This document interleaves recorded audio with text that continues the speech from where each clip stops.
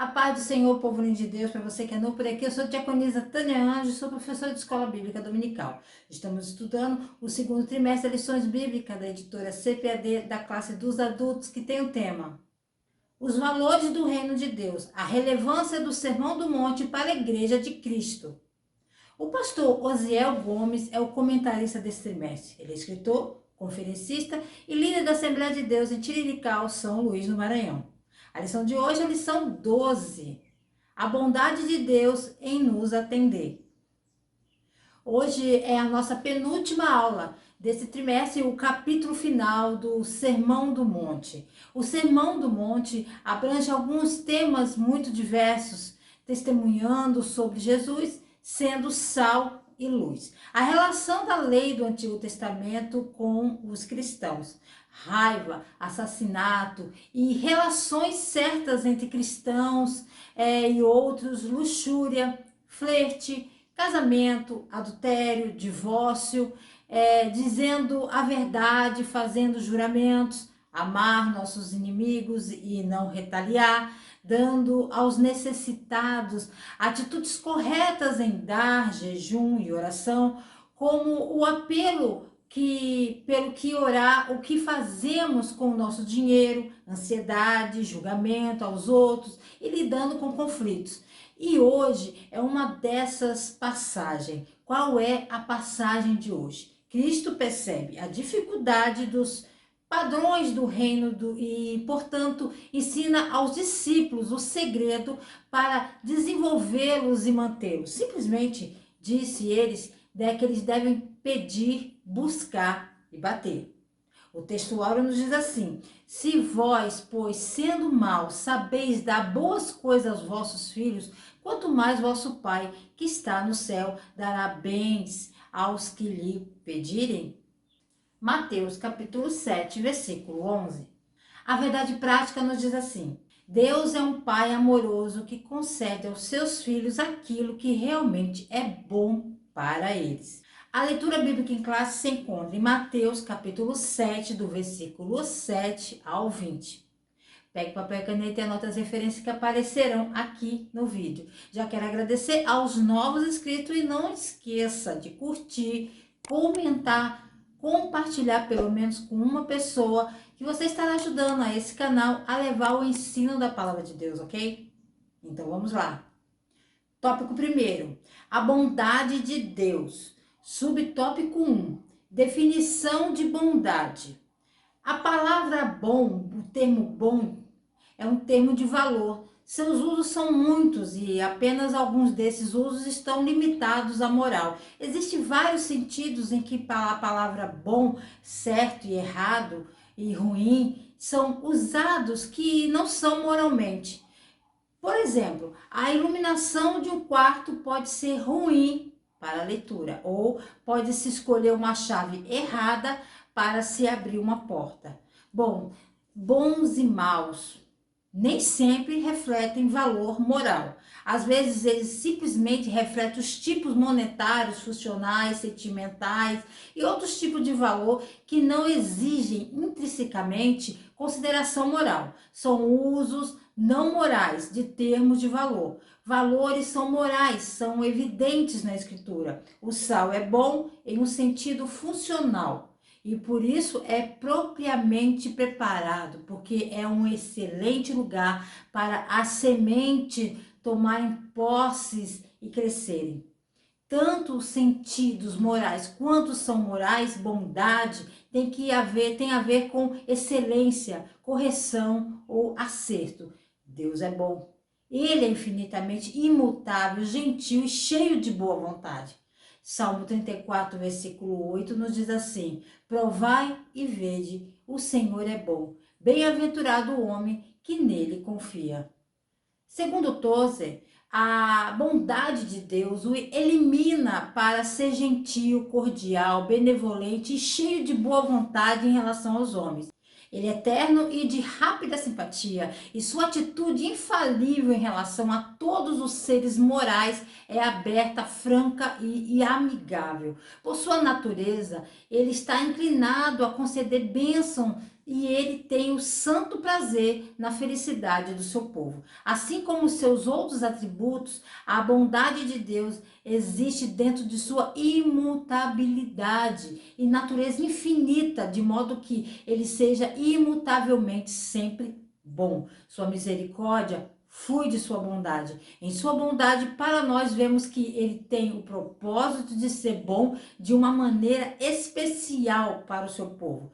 Tudo que Deus já fez foi bom. Ele não pode não ser bom. Ele é a definição da bondade.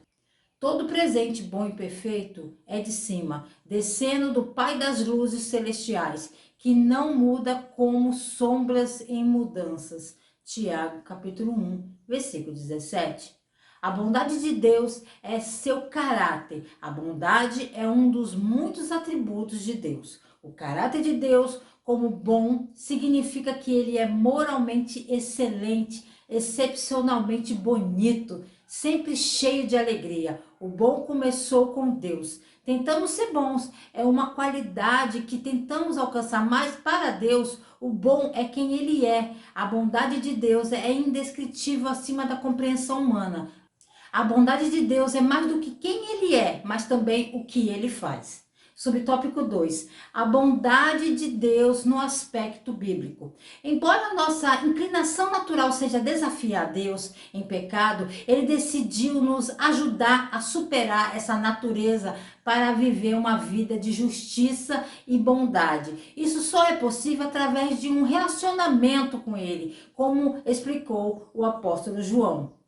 Aquele que faz o bem como um modo de vida é de Deus, mas aquele que faz o mal como um modo de vida não viu Deus, ou seja, não passou a conhecê-lo de verdade. João também explicou que aqueles que realmente são em Deus, têm Deus vivendo neles através do Espírito Santo. Por isso sabemos que estamos nele e ele em nós, porque ele nos deu o seu Espírito.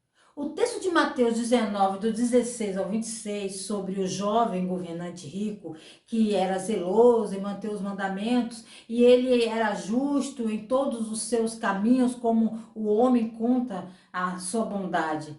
Todos esses mandamentos que eu mantive. Ele começa a falar que ele obedecia os mandamentos. Ele pode não ter assassinado ou roubado nada, ele pode ter honrado seus pais e mostrado grande generosidade, mas ele amava sua riqueza mais do que amava o Senhor. Você amará ao Senhor, seu Deus, com todo o seu coração e com toda a sua alma e com toda a sua mente.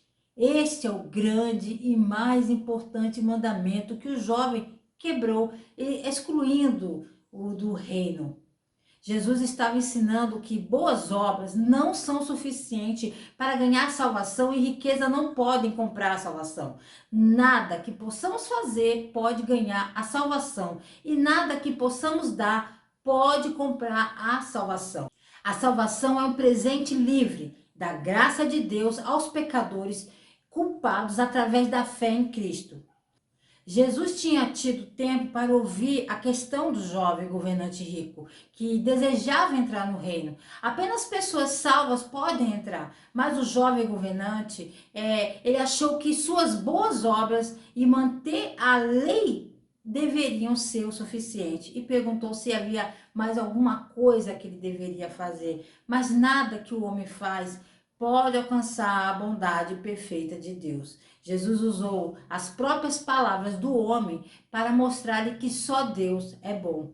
Ele usou a lei moral dada a Moisés para mostrar ao jovem que há elementos do mal no coração de todos, incluindo aquele jovem rico. Mesmo que sejamos moralmente corretos, generosos, gentis com os outros e um exemplo para tudo que encontramos, há sempre algo faltando no coração do homem caído, pois não há ninguém que seja completamente bom, nem mesmo um.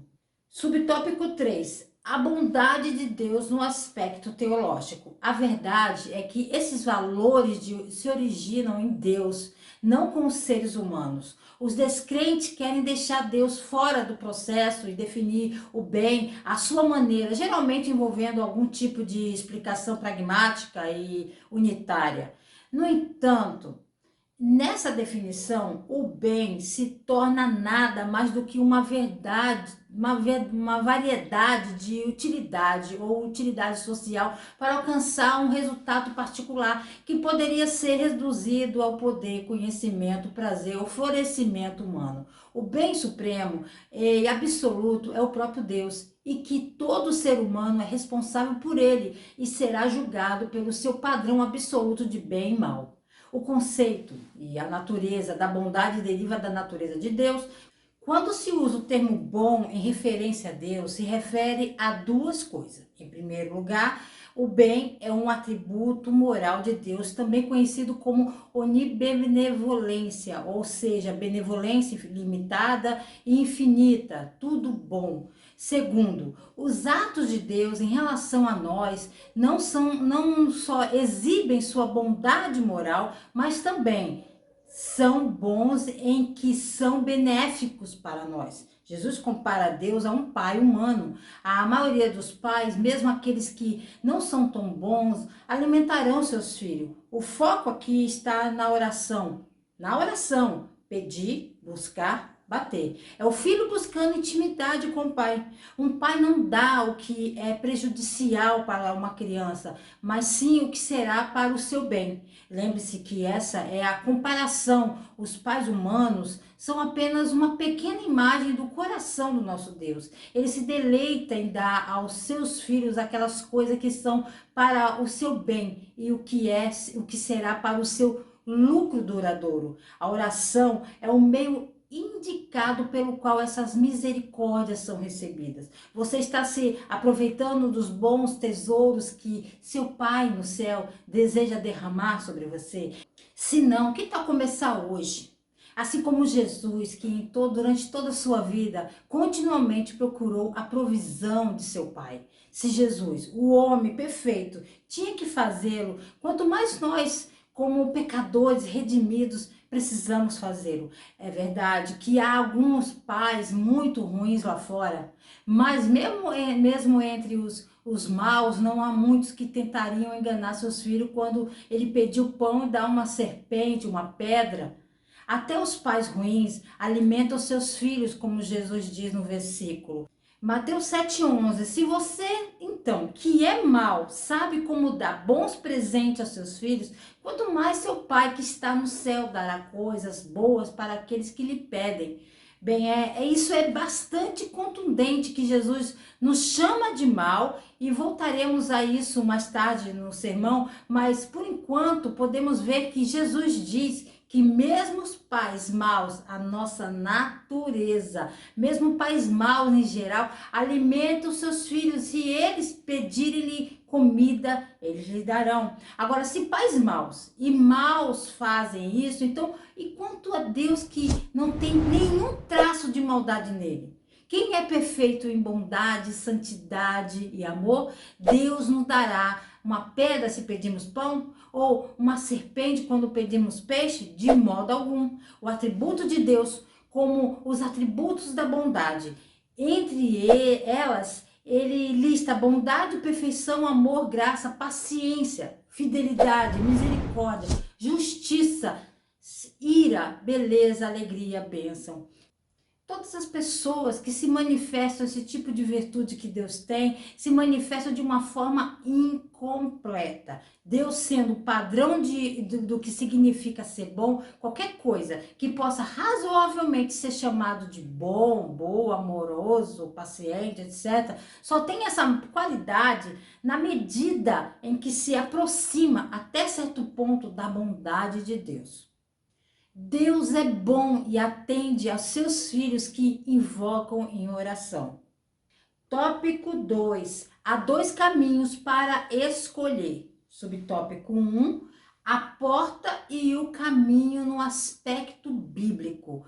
Constantemente, cada um de nós se encontra fazendo escolhas diferentes, algumas triviais, mas outras de grande importância que transcendem na vida. Geralmente, o ser humano é atraído pela maneira mais fácil, aquele que o seduz com grandes prazeres, riquezas e constantemente rejeita que lhe mostra dificuldade. No entanto, muitas vezes as nossas boas na vida, as coisas boas na vida exigem esforço, dedicação, um caminho difícil e nosso Senhor Jesus deixa isso claro nesses versos. Jesus tinha vindo para as ovelhas perdidas da casa de Israel. E veio como o Messias de Israel e rei dos judeus. Ele veio para criar o reino milenar na terra. As instruções que ele deu em seu sermão estabeleceram o padrão que seria exigido de todos os cidadãos sob o seu governo. O que você quiser que os outros façam com você, faça também o mesmo por eles. Foi o núcleo da regra de ouro de Cristo para seus súditos, que abraçou suscitamente todos os ensinamentos da lei e dos profetas. Ao contrário da crença popular que todas as religiões são boas e levam a Deus, Jesus deixa claro que esse não é o caso e que só há uma maneira. Aqui nos fala de dois portões, duas portas e dois caminhos. Um deles tem uma porta larga e um caminho espaçoso que é fácil de percorrer, e muitos são aqueles que passam por ela, mas o outro tem um portão, uma porta estreita, um caminho estreito, difícil de viajar. Poucos aqueles que caminham por ela. No Evangelho de segundo Lucas, encontramos uma passagem semelhante, onde Jesus motivou seus discípulos a se esforçarem para entrar por essa porta estreita. Esforça-se para entrar pela porta estreita, porque eu vos digo que muitos procurarão entrar e não poderão.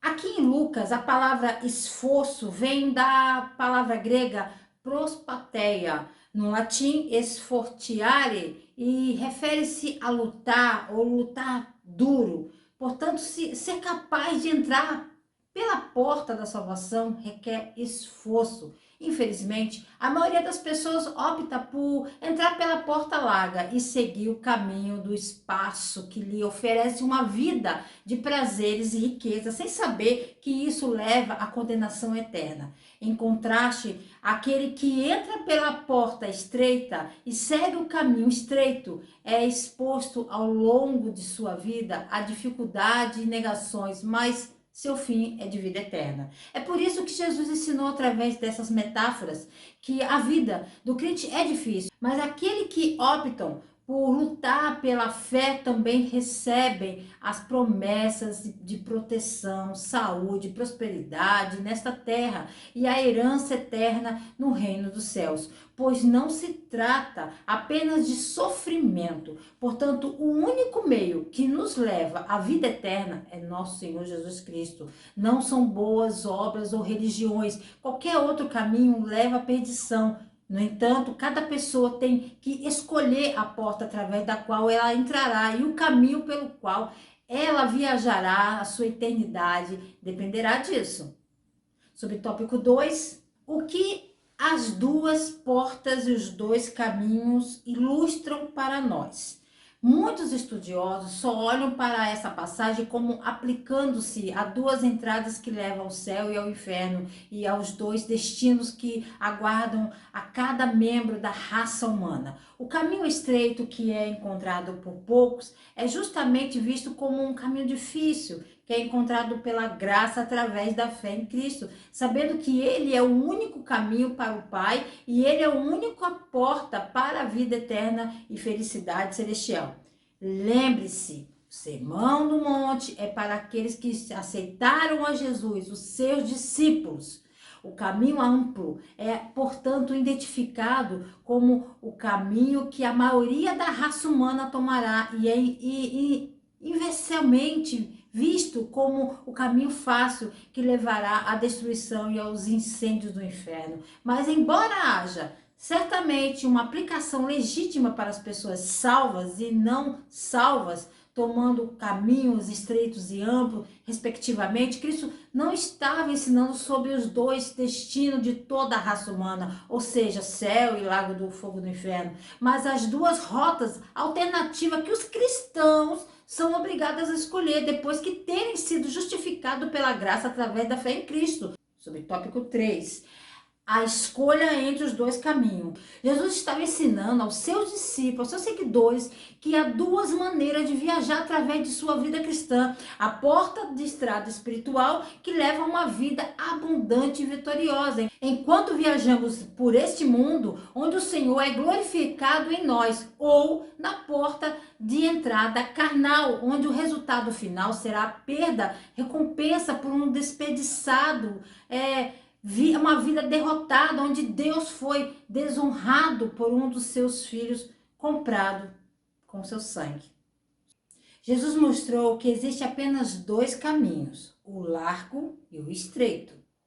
Tópico 3, a mentira dos falsos profetas. Subtópico 1, cuidado com as falsas aparências. A principal razão pela qual há tantos falsos profetas na igreja hoje, especialmente na igreja pentecostal, é porque perdemos a capacidade de exercitar o discernimento. A Bíblia é tão clara sobre como reconhecer falsos profetas, que você tem que ser cego para não perceber. Precisamos perceber que os maiores perigos que enfrentamos não são os golpes pelo telefone ou pelo computador. Os maiores perigos que enfrentamos são os impostores espirituais.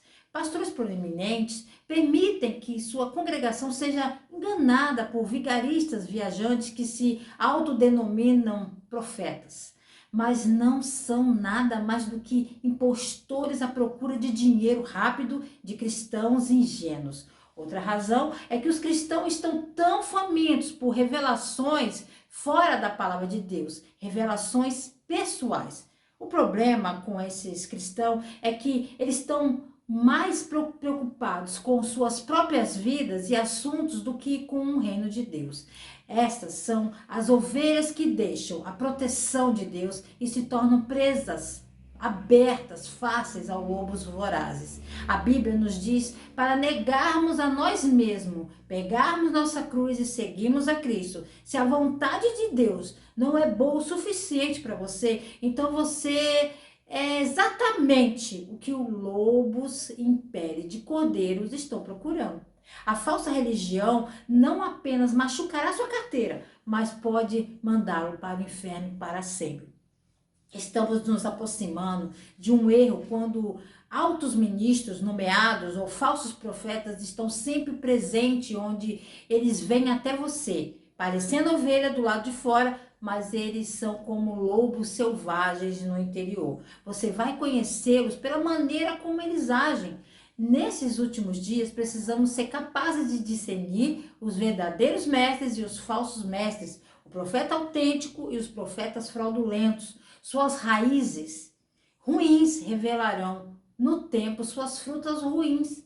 Esse assunto está entrando no reino do ato sempre presente de autonomeação com a unção de Deus. Devemos saber que quando Deus não está no centro de sua vocação, deve haver uma convocação para a questão de autenticidade. Cuidados com os profetas. Essa palavra bíblica aqui no grego, cuidado, significa preste atenção, proteja-se contra outra. É a mesma palavra que ele, no início de Mateus 6, quando ele disse: cuidado em praticar a sua justiça diante dos homens. Jesus sabia que é tão fácil para a hipocrisia entrar em nossa religião, então ele nos disse para tomar cuidado com ela. É da mesma forma que ele sabia que falsos profetas e mestres viriam e tentariam nos afetar do verdadeiro, nos afastar, do verdadeiro caminho. Então ele nos ordena cuidado com eles, estar em guarda contra eles. Você tem que estar ciente de que existem falsos profetas no mundo que Satanás usará para levá-lo em direção errada. Suas raízes ruins revelarão no tempo seus frutos ruins. Subtópico 2. Como detectar os falsos profetas? Falsos profetas se enquadram em duas categorias. A primeira, aqueles que estão fora da igreja, que realmente não são um perigo grave para os crentes, porque eles estão fora e nós conseguimos identificar. Agora, aqueles que estão dentro da igreja, lobos em pele de cordeiro. Paulo disse aos anciãos efésios que os homens se levantariam de seu próprio meio e afastariam os homens com falsas doutrinas. Esses são os que a igreja deve ter cuidado e ser capaz de identificar antes de que causem estragos sem precedentes. A Bíblia nos dá diretrizes para reconhecer falsos profetas, apóstolos e mestres. Em primeiro lugar, ao fruto da doutrina do ensino, a doutrina que eles falam. Falsos mestres não são fiéis ao conselho completo da palavra de Deus. Eles partirão do sólido, ortodoxo ensinamento bíblico, como os 5 solas da reforma, que só há um Deus. Nossa autoridade máxima é a palavra de Deus, é apenas pela graça, apenas pela fé, apenas por Cristo, para a glória de Deus somente. Essa é uma estrutura sólida para o ensino bíblico. Como cristão, só a Bíblia é nossa autoridade máxima, mas precisamos ter cuidado, porque até o diabo torce as escrituras para seus próprios propósitos. Só porque alguém cita as escrituras ou usa a Bíblia de alguma forma, não significa que não seja um falso mestre. Precisamos ter certeza de que eles estão ensinando no quadro do ensino ortodoxo e bíblico que os cristãos acreditam nos últimos 2000 anos. E o que o fruto de sua vida mostra é a imoralidade, embriaguez, conflitos, explosões de raiva, ou suas vidas são caracterizadas pelo amor, alegria, paz, paciência e outros frutos do Espírito Santo. Subtópico 3. Uma análise criteriosa. E ouça isso também não é uma coisa rara. Em Mateus 24:11, Jesus disse: muitos falsos profetas surgirão e enganarão a muitos. Em 1 João 4:1, João, o apóstolo, advertiu: amados, não acreditem em todos os espíritos, mas teste os espíritos para ver se são de Deus, porque muitos falsos profetas foram para o mundo. Você ouviu o uso repetido dessas palavras? Muitos falsos profetas surgirão, não são poucos, são muitos, e eles vão enganar, não alguns, mas muitos. Então, devemos ter cuidado. Você não pode simplesmente ouvir todos os pregadores ou professores na televisão. Você não pode simplesmente ler todos os livros que aparecerão prometendo crescimento espiritual. Você não pode simplesmente ir a qualquer igreja ou qualquer reunião ou ouvir todo tipo de música que diz ser cristã. Jesus advertiu quanto às mentiras dos falsos profetas. Para concluir, e hoje temos uma promessa maravilhosa. Temos uma promessa de que enquanto oramos e buscamos as coisas de Deus, Deus nos disse para pedir, para buscar, então podemos ter certeza de que Ele nos dará. Então vamos pedir essas coisas na oração do Senhor. Busquemos o que Jesus nos disse para buscar, o reino de Deus e sua justiça, com a garantia de que Deus nos ouvirá e nos dará essas coisas boas, especialmente o dom do perdão dos pecados. Chegamos à penúltima aula, estamos chegando à reta final, um trimestre maravilhoso. Deus abençoe você, Deus abençoe seu ministério, você professor, que o Espírito Santo possa te conduzir na sua aula. Querendo, Senhor, se Ele não voltar, estarei de volta aqui a mais um Resumo EBD. A paz do Senhor a todos.